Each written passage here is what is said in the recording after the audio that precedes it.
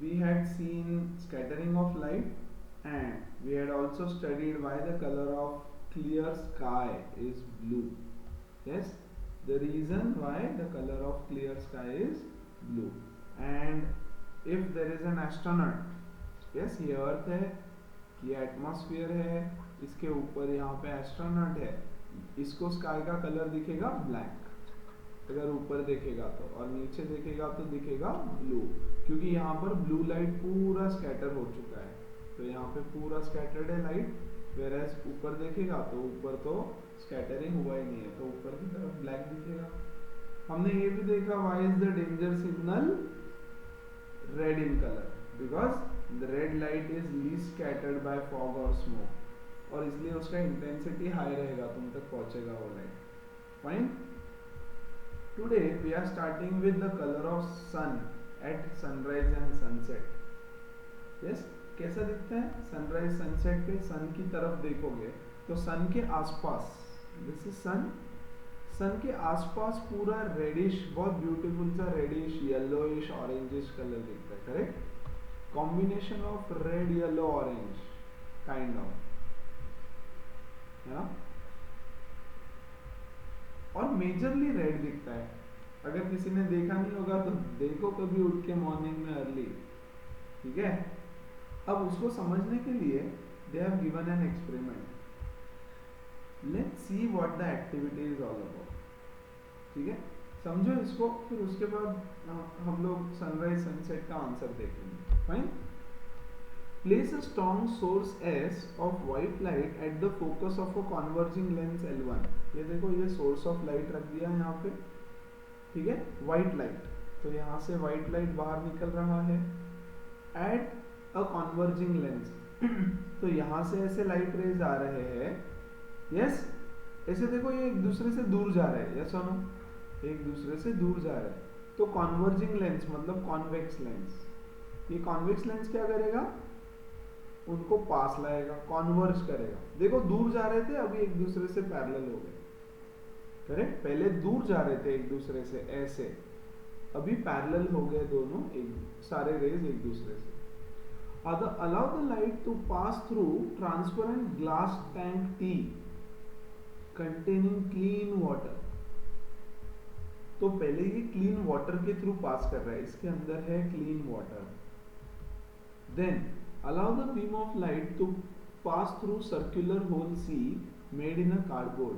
Obtain a sharp image of the circular hole on the screen। ये देखो, ये यहाँ से इस होल से लाइट पास करेगा। ना क्या किया है बेसिकली, अब थोड़ा सा लाइट पास करेगा, only a sharp image form होने के लिए। तो यहाँ से पास होगा, फिर यहाँ पे एक और कॉन्वर्जिंग लेंस लग दिया, कॉन्वेक्स लेंस, करेक्ट? तो यहाँ से ये फिर से कन्वर्ज होगा और यहाँ पर एक डॉट काइंड ऑफ दिखाई देगा स्क्रीन के ऊपर, correct? Now in this particular case this is white light, ये जो यहाँ पे लाइट दिखाई देगा that will B white in colour.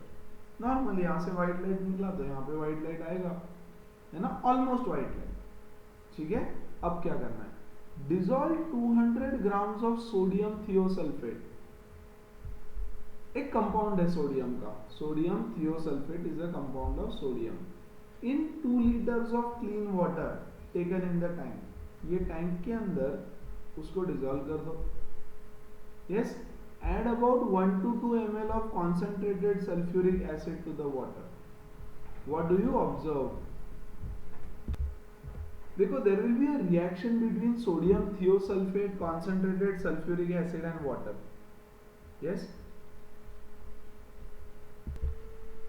Na2S2O3 इस सोडियम थियोसल्फेट, और जो कॉन्सेंट्रेटेड H2SO4 हमने उसमें डाला है, इनके बीच में रिएक्शन होगा, and as a result of this reaction, don't worry पूरा रिएक्शन नहीं दे रहा हूं, है ना? As a result of this reaction there will be sulphur that will be starting to form. Sulphur precipitate होता है, यस? तो धीरे धीरे यहाँ पे पहले सल्फर के पार्टिकल्स बनना चालू होंगे, yes? And these sulfur particles are very small in size, very small in size. तो ये क्या करेंगे, यहाँ पर ब्लू लाइट को स्कैटर कर देंगे पूरा, तो ब्लू लाइट फैलना चालू हो जाएगा, करेक्ट। तो यहाँ पे जो वाटर है उसका कलर थोड़ा सा ब्लूइश दिखना चालू होगा, क्योंकि वहां पर ब्लू लाइट स्कैटर हो रहा है। पहले वाटर कलरलेस था, है ना, अभी ब्लूइश कलर का पानी दिखना चालू हो जाएगा, क्योंकि ब्लू कलर का लाइट यहाँ पे स्कैटर हो रहा है, ब्लू लाइट फैलना चालू किया, तो ये ब्लू लाइट हमारी आंखों में जाएगा और हमको वाटर थोड़ा ब्लूइश दिखेगा। एंड यहाँ से जो लाइट बाहर निकलेगा, इधर यहाँ जो स्ट्रेट आएगा, यहाँ पर हमको रेड कलर दिखेगा। ये जो डॉट है वो रेड कलर का डॉट दिखेगा, क्योंकि देखो बच्चों हो क्या रहा है, ये पार्टिकल्स ब्लू लाइट को स्कैटर करेंगे, वॉयलेट लाइट को स्कैटर करेंगे, सबसे ज्यादा वॉयलेट को स्कैटर करेंगे, है ना। हमारे पास है VIB, नहीं उल्टा होता है ना, नीचे से VIBGYOR। तो ये जो छोटे छोटे सल्फर के पार्टिकल्स है, ये वॉयलेट को सबसे ज्यादा स्कैटर करेंगे, लेकिन इन तीनों को हम हमेशा ब्लू बोलेंगे, ठीक है ना, इन तीनों को मिला करके ब्लू, वॉयलेट इंडिगो ब्लू को बहुत स्कैटर कर देंगे। इन तीनों का कॉम्बिनेशन काइंड ऑफ ब्लू दिखेगा, स्काई ब्लू कलर, तीनों को मिक्स करो तो यहाँ पे ब्लू कलर दिखाई देगा, है ना। फिर ग्रीन को येलो को बहुत कम स्कैटर करेंगे, थोड़ा सा, एकदम थोड़ा, और ऑरेंज और रेड को बिल्कुल भी स्कैटर नहीं करेंगे, बिल्कुल फैलाएंगे नहीं।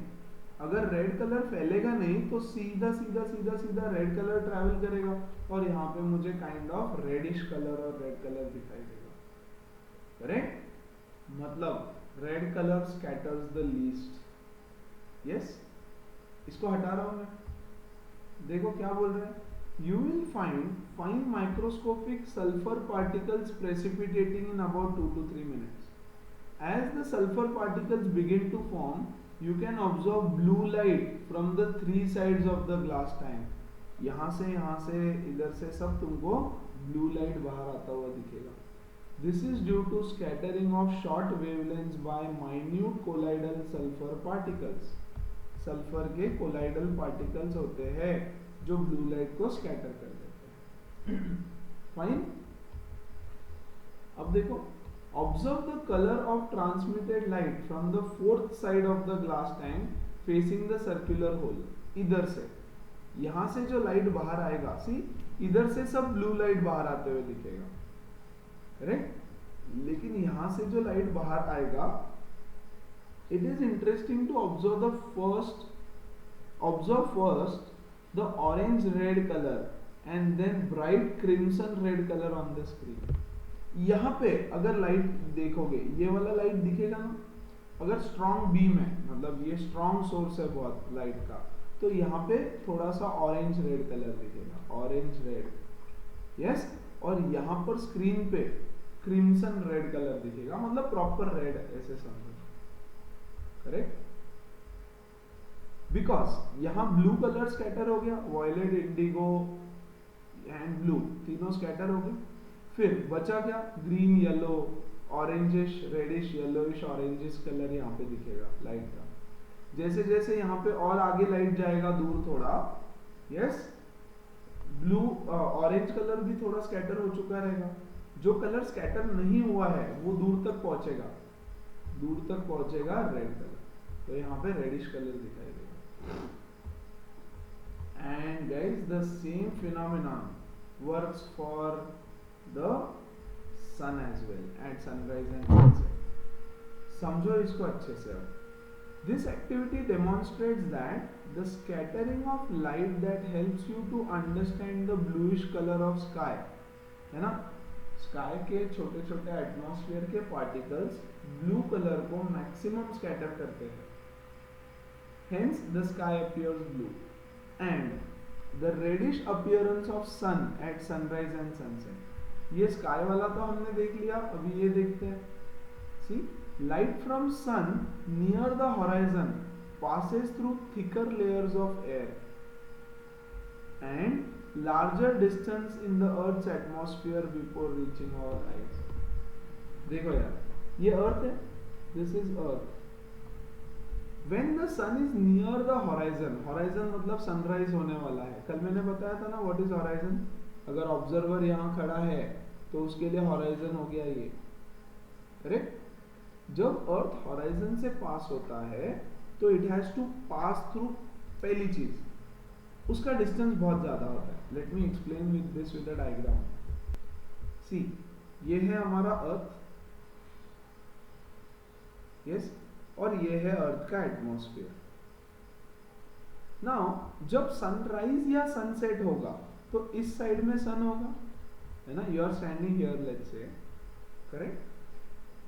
पॉइंट नंबर 1, जब सनराइज या सनसेट होगा तो sun is at the horizon. Yes, ये लिखना जरूरी है. Sun is at the horizon. 2, it is far away. इसका डिस्टेंस बहुत ज्यादा होता है हमसे. Yes, it is far away from us. इसका डिस्टेंस बहुत ज्यादा है. It has to cross a thicker layer of atmosphere. Thicker layer of atmosphere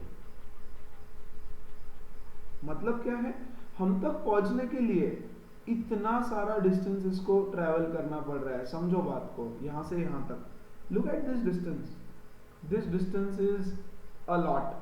और यहां पहुंचते पहुंचते ज्यादा पार्टिकल्स रास्ते में आएंगे इसके. यस, और जितने ज्यादा पार्टिकल्स रास्ते में आएंगे उतना ज्यादा लाइट स्कैटर हो जाएगा. कौन से कलर का लाइट स्कैटर होगा? V, I, B, ये सब कलर स्कैटर हो जाएंगे. G के स्कैटर हो जाएगा, Y स्कैटर हो जाएगा. O और रेड, ये दो ऐसे कलर है जो सबसे कम स्कैटर होंगे फिर, है ना. तो हम तक पहुंचेगा कौन सा लाइट? सिर्फ red and orange, reddish colour, है ना.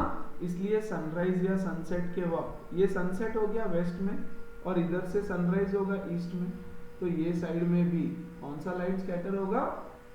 बाकी सारे कलर स्कैटर हो जाएंगे, but red colour will not scatter. Yes, scatter हो जाएंगे मतलब बाकी लाइट फैल गया. फैल गया तो फेंट दिखेगा या दिखेगा नहीं, करेक्ट. अब दोपहर में 12 बजे, नून, एट द टाइम ऑफ नून, सन हमारे ऊपर होता है. आई होप ये तो पता है तुमको. At around 12 PM. Now look at this distance. This distance is very small as compared to this. बात समझो, एटमॉस्फेयर के बहुत दूर है सन, है ना. लेकिन भाई स्कैटरिंग तो एटमॉस्फेयर में ही हो रहा है ना सिर्फ. तो this distance is very less. When the sun is at the top, हमारे ऊपर है नून में, at noon. Yes, so it is nearest to us, सबसे पास में होता है sun. And it has to cross a thinner layer of atmosphere. Thinner layer of atmosphere उसको क्रॉस करना पड़ता है. और क्योंकि थिनर लेयर है, यहाँ पे कम पार्टिकल्स है, हाँ कि नहीं. पार्टिकल्स इस बीच में कम रहेंगे. यहाँ पे ज्यादा लंबा रास्ता है तो ज्यादा पार्टिकल्स, छोटा रास्ता है तो कम पार्टिकल्स, ऑब्वियसली, करेक्ट. सो स्कैटरिंग बहुत ज्यादा होगा ही नहीं. यस, एंड अगर इस वक्त तुम ऊपर देखोगे स्काई के पास तो the sky will appear to be white. भाई क्योंकि हमारे आंखों में तो व्हाइट कलर ही जा रहा है, क्योंकि लाइट का स्कैटरिंग हुआ ही नहीं है ज्यादा. क्यों? क्योंकि यहाँ स्कैटर करने वाले पार्टिकल्स कम हैं. Getting it? सो नून में the sky will appear white. During sunrise and sunset the sky will appear red, क्योंकि बाकी लाइट स्कैटर हो गया, रेड हमारी आंखों में गया. And at noon when the sun is just above us, exactly, yes, the sun is near to us, या फिर it has to cross a shorter, thinner layer of atmosphere, due to which most of the light reaches us without scattering. Most of the light, likho, yes, light reaches us without scattering, most of the light, and therefore the white light is white. यहाँ पर क्या रहेगा? Fourth point, most of the light gets scattered, and the red light which scatters the least reaches us. Hence the sun, the sky appears red. Clear है? Yes.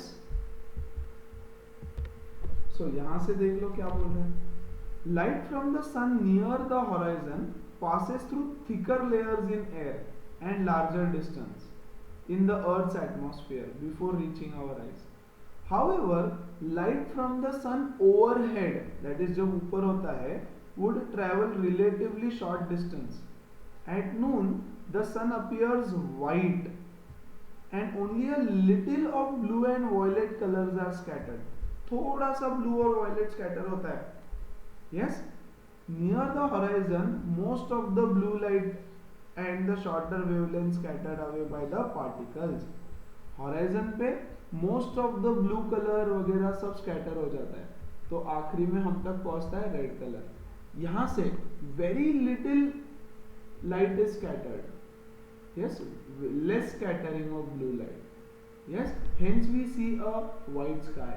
ये लिखा नहीं है वहाँ पे, but लिखना पड़ेगा. Therefore, the light that reaches our eyes is the longer wavelength. This gives rise to reddish appearance of the sun at sunrise and sunset. And when it is overhead, it appears white. Because ज़्यादा scattering हुआ नहीं है, तो हमको white color दिखाई देगा. Getting it? Okay. And that's the end of your chapter. Not exactly though. Fine. Exercises. Exercises में अगर तुम देखोगे तो इस पार्ट पे जो हमने किया है 2-3 सेशन में, उस पे सिर्फ इतने क्वेश्चन है. सी ये why do stars twinkle, explain why the planets do not twinkle, why does sun appear reddish early in the morning, why does the sky appear dark instead of blue to an astronaut. तो astronaut का देखो explain नहीं किया हुआ है, लेकिन मैंने बताया. यस, बिकॉज जब एस्ट्रोनॉट ऊपर देखता है, yes, there is no scattering of light for him, तो उसके लिए तो डार्क ही रहेगा. वैसे तो मैंने टेक्स्ट बुक से एग्जैक्ट पॉइंट्स बताए हैं, पॉइंट वाइज क्या लिखना है answer, but still you guys can refer to your guide to exactly see कि पॉइंट वाइज क्या क्या पॉइंट्स लिखना पड़ेगा. प्लीज रेफर, है ना? सो समझ में आएगा अच्छे से. Let's move ahead. Now we will go to the beginning of the chapter और थोड़ा सा human eye, power of accommodation वगैरह वगैरह के बारे में पढ़ेंगे. चल, सो कुछ कॉन्सेप्ट्स. इंट्रोडक्शन है चैप्टर का and then the human eye. One of the most valuable and sensitive organs,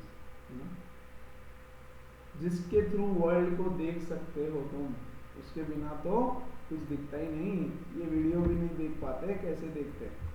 कितना अच्छा होता ना, आंखें नहीं होती तो पढ़ाई नहीं करनी पड़ती, है ना? यस. सबसे ज्यादा खुशी उस चीज की, अरे पढ़ाई नहीं करनी पड़ती, क्यों आंखें दी. बट यार बाकी भी तो ब्यूटीफुल चीजें देखने को मिलती है. यस. चल, this is human eye and some of the parts of human eye. ठीक है, ध्यान दो. फंक्शन आता है पार्ट्स का, तो फंक्शंस अच्छे से समझो. सबसे फर्स्ट जो आई है, उसका आउटर मोस्ट पार्ट होता है कॉर्निया. कॉर्निया यहाँ पर क्या है देखो, अपने अपने बुक में देखोगे तो ये एक छोटा सा लेयर सबसे बाहर वाला, ये this is cornea. Yes, the outer most और वेरी थिन लेयर जिसके थ्रू लाइट हमारी आंखों में पास करेगा, सबसे पहले पास करेगा, है ना? इसका शेप देखो कैसा है, कॉन्वेक्स शेप है, कॉन्वेक्स. हाँ कि नहीं? So maximum refraction happens at cornea. जब लाइट यहां से आएगा तो यहां पे देखो रिफ्रैक्शन ऑफ लाइट होगा, लेंस की तरह बिहेव कर रहे हैं. यस हम, ये प्रिंसिपल एक्सिस. बच्चों देखो मैक्सिमम रिफ्रैक्शन यहाँ पे होता है लाइट का, कॉर्निया के ऊपर. यस, सबसे इंपॉर्टेंट है ना? तो यहाँ देखो जरा क्या दिया है पॉइंट्स कॉर्निया के बारे में, बुक में अंडरलाइन करके देता हूँ. Okay, 1 second. See, light enters our eye through a thin membrane, बहुत थिन मेम्ब्रेन होता है ये, called as cornea. It forms the transparent bulge on the front surface of the eyeball. ये देखो, ये है फ्रंट सरफेस आईबॉल का. Yes, उसके ऊपर एक ट्रांसपेरेंट थिन लेयर की तरह बैठता है. द आईबॉल इज अप्रोक्सीमेटली, ये जो आईबॉल है पूरा, it is approximately spherical in shape and उसका डायमीटर होता है 2.3 centimetre. Most of the refraction of light rays entering our eye occurs at the outer surface of cornea. Yes, बाहर का जो आउटर सरफेस है वहां पे मैक्सिमम रिफ्रैक्शन होता है. और एक फंक्शन लिख लेना, the cornea is the first layer, transparent layer which protects unwanted objects entering the eye. है ना, जैसे डस्ट पार्टिकल्स को आंखों में एंटर नहीं करने देगा, या एकदम छोटे छोटे माइन्यूट पार्टिकल्स जो है, यस, उसको एंटर नहीं करने देगा. Kind of semi permeable membrane है. पॉइंटेड ऑब्जेक्ट्स वगैरह जो होते हैं वो एंटर कर सकते हैं, लेकिन फाइनर थिन ऑब्जेक्ट्स एंटर नहीं करने देगा. सो ये पॉइंट भी लिख लेना उसका फंक्शन है. फाइन. उसके बाद एक क्रिस्टलाइन लेंस होता है आंखों में. देखो यहाँ पे, this is the lens, crystalline lens, kind of a convex lens होता है आंखों में. यस, तो क्या चीज होती है ऐसी, यहां से लाइट रे आया, यहां पे रिफ्रैक्शन हो गया, ये आया, यहां से आया, यहां से रिफ्रैक्शन हो गया. तो maximum refraction is happening at the cornea. Yes, this lens is providing adjustment कर रहा है लाइट रेज का. मतलब यहां पे भी और थोड़ा सा रिफ्रैक्शन होगा, in such a way that the light should fall on the retina. है ना, तो डबल रिफ्रैक्शन हो रहा है. दो लेंस एक के बाद एक रखे हुए हैं यहां पर, लेकिन मैक्सिमम रिफ्रैक्शन होता है कॉर्निया पे. और ये वाला जो लेंस है हमारी आंखों के अंदर, this is just providing N adjustment, है ना, adjustment so that the light should fall exactly on the retina. समझ में आ रहा है? सीखेंगे हम लोग कैसे एडजस्टमेंट करता है. कभी ये स्ट्रेच होके ऐसे लंबा हो जाता है, कभी और ऐसा मोटा हो जाता है. Will study that. फाइन. देखो यहां पर इंपॉर्टेंट है इसलिए अंडरलाइन कर करके बताओ. The crystalline lens merely provides finer adjustment of focal length required to focus objects on the retina. Yes, और कुछ पार्ट्स देख लो इसके.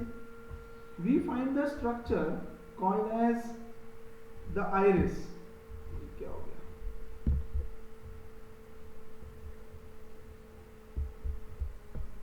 See, we find the structure called as iris behind the cornea. Iris is a dark muscular diaphragm that controls the size of pupil. The pupil regulates and controls amount of light entering our eye. यहाँ से diagram में ही बताऊंगा सीधा सीधा. So ये है iris. यहाँ पर see this muscle. Iris is a dark muscle, ये वाला, करेक्ट. और ये दो मसल्स है आइरिस के.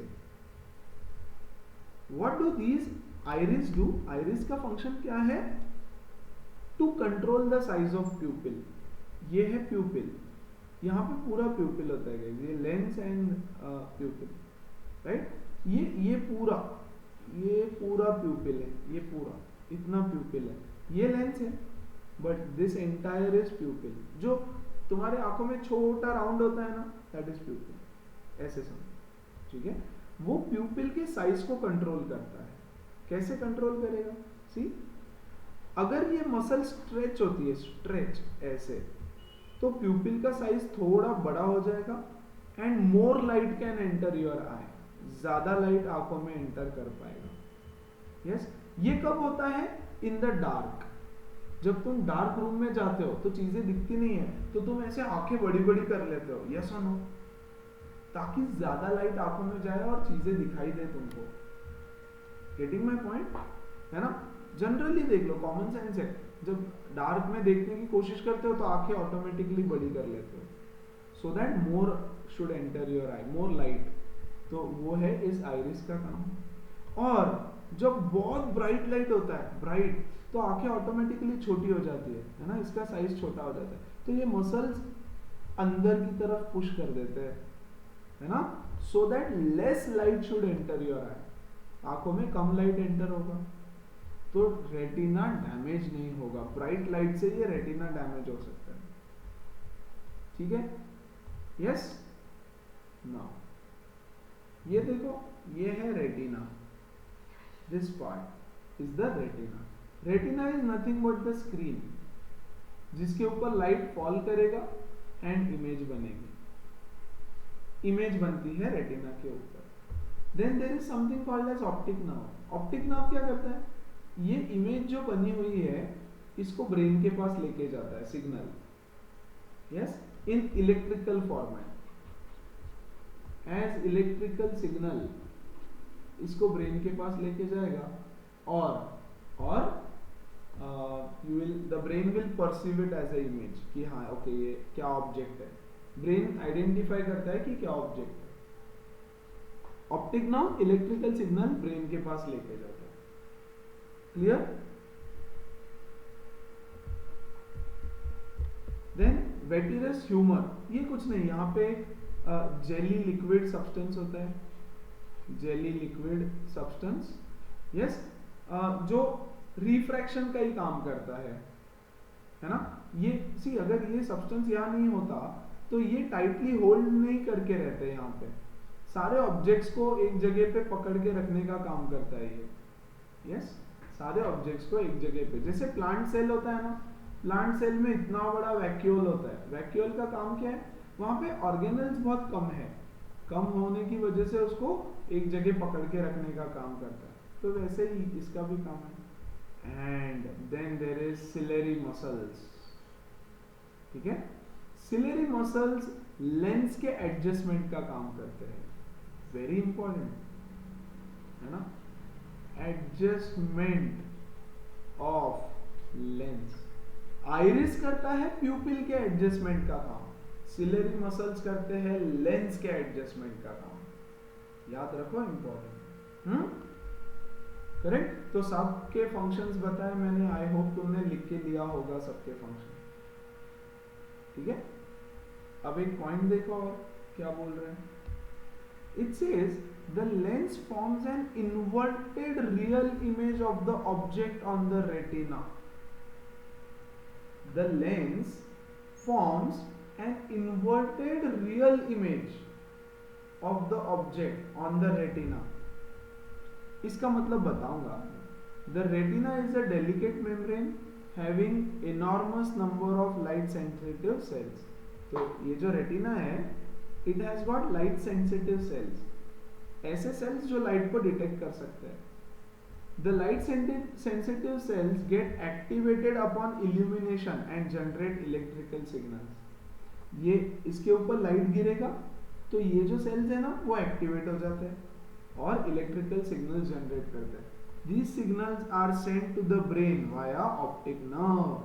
Optic nerve उसको लेके जाता है।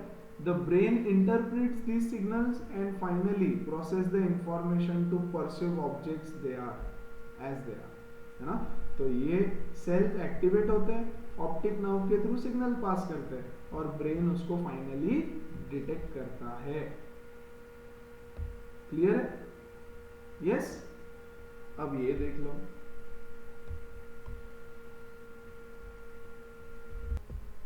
do you know वाला part?